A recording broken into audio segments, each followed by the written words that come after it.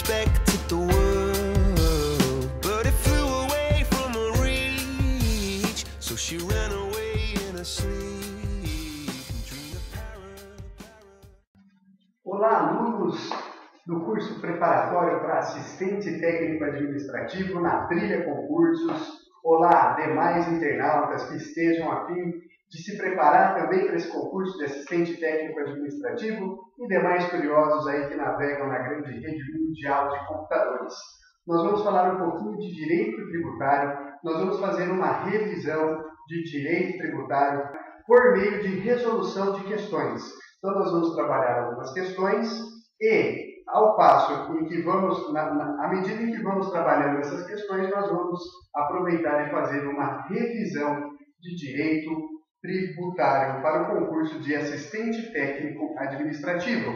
Lembrando sempre que eu estou com uma camiseta Very Good especial, a camiseta da marca Lux, que em breve será conhecida em todo o Brasil, aqui de Bitinga, fazendo um jabá de graça aí para o meu cunhado. Então vamos lá, fazendo a resolução de questões, fazendo a revisão.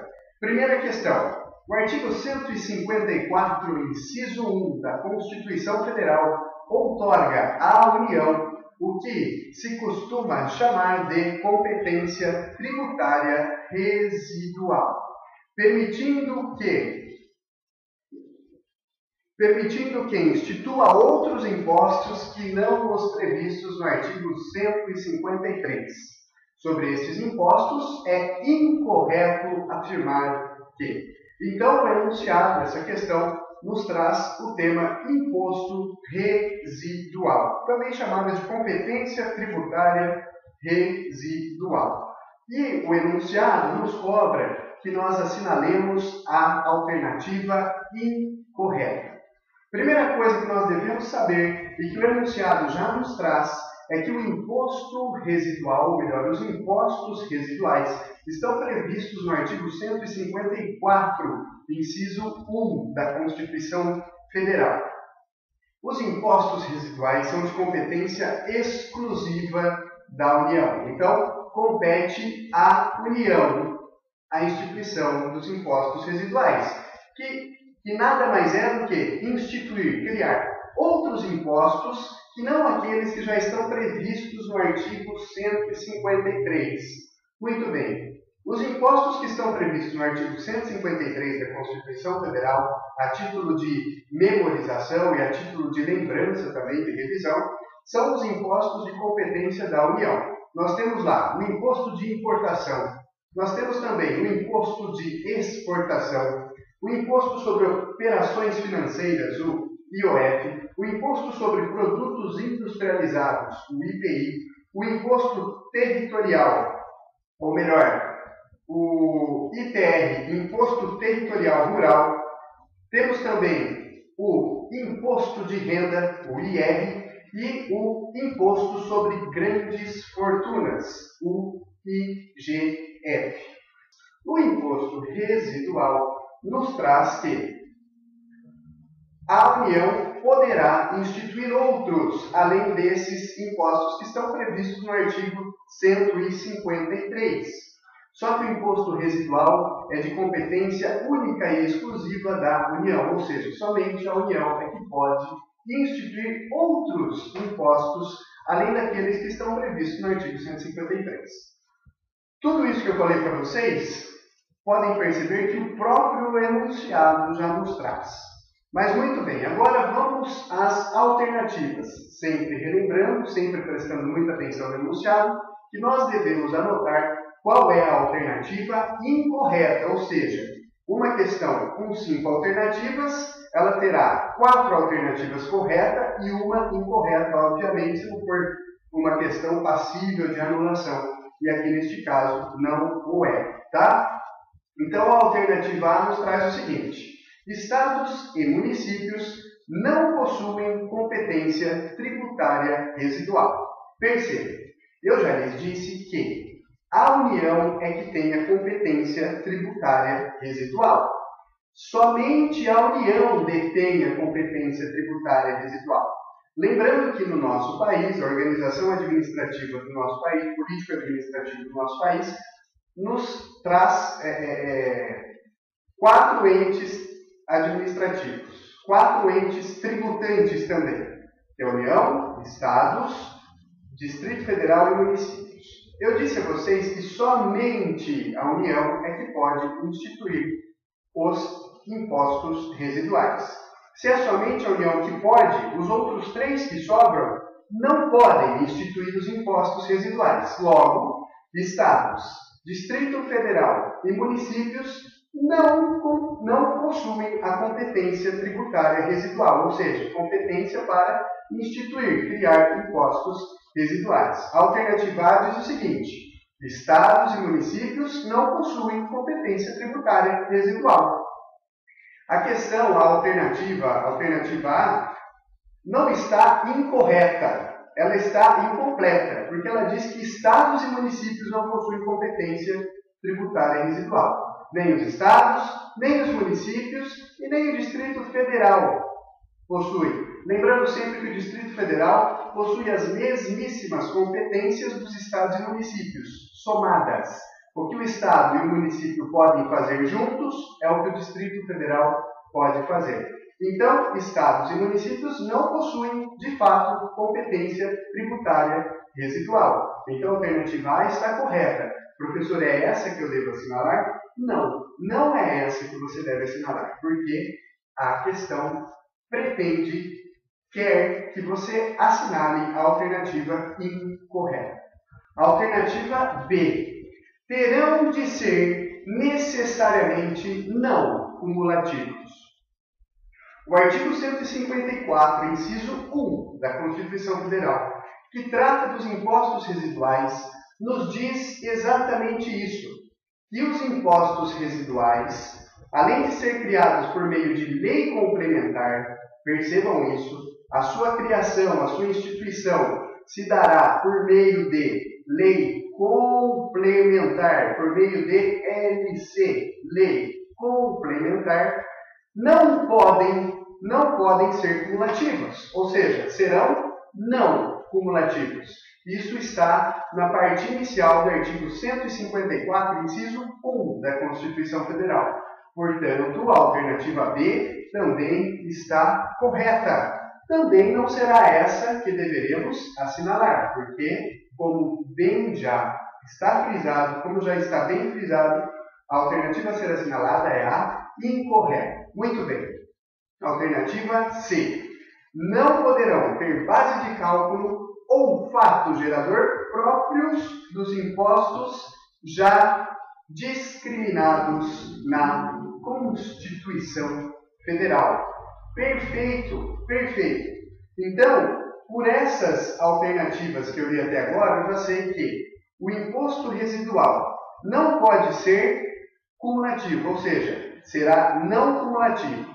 É instituído somente pela União por meio de lei complementar.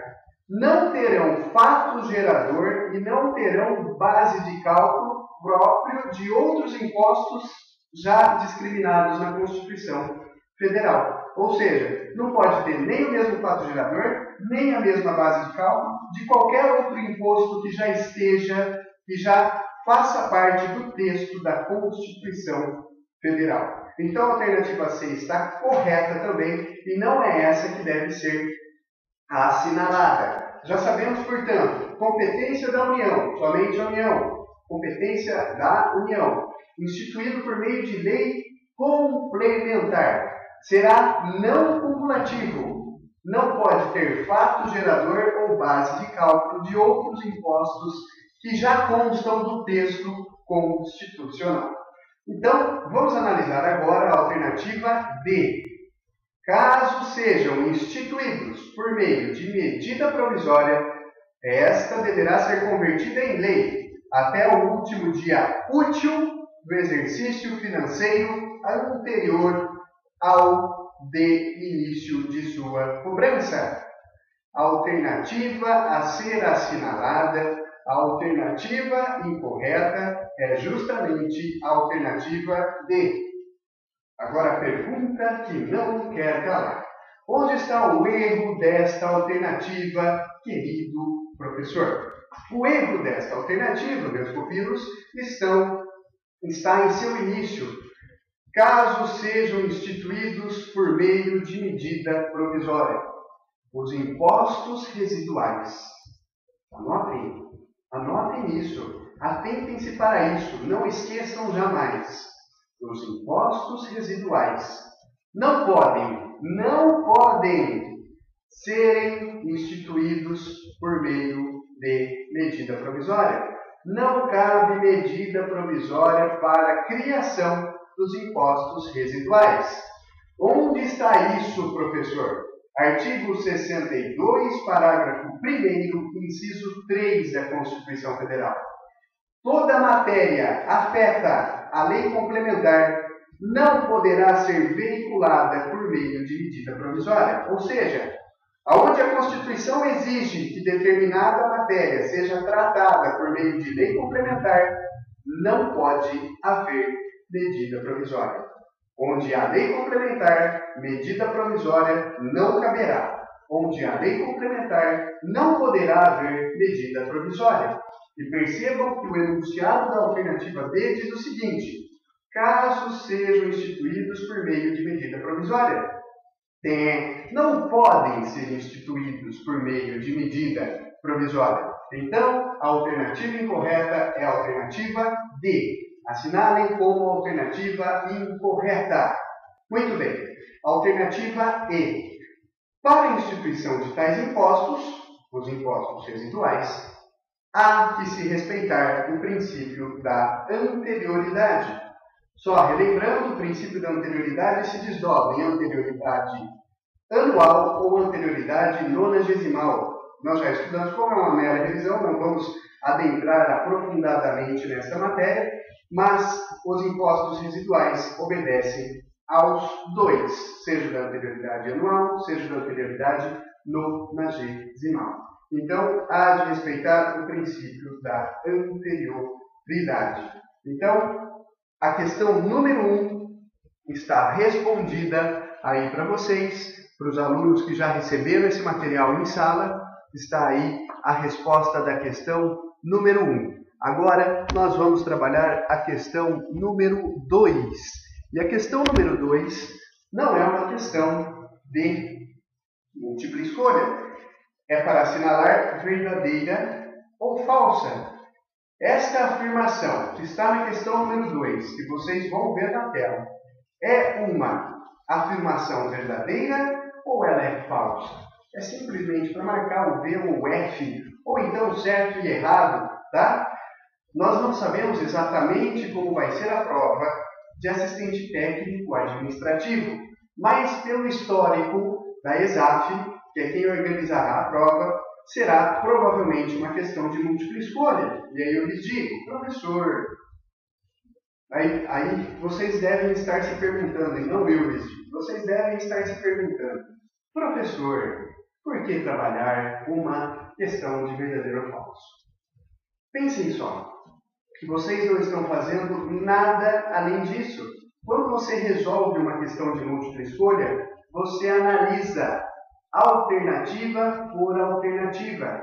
E ao analisar alternativa por alternativa, você está verificando se ela está correta ou incorreta. Se o enunciado pedir a correta, vou ter 4 incorretas, eliminar as incorretas e assinalar a correta, é óbvio. Se o enunciado pedir a incorreta, como a questão 1 que nós trabalhamos, óbvio que eu terei 4 corretas, e essas que eu terei de eliminar, e marcarei a incorreta. Então, eu estou trabalhando verdadeiro ou falso o tempo todo, mesmo resolvendo questão de múltipla escolha ou não. Por hora, muito obrigado.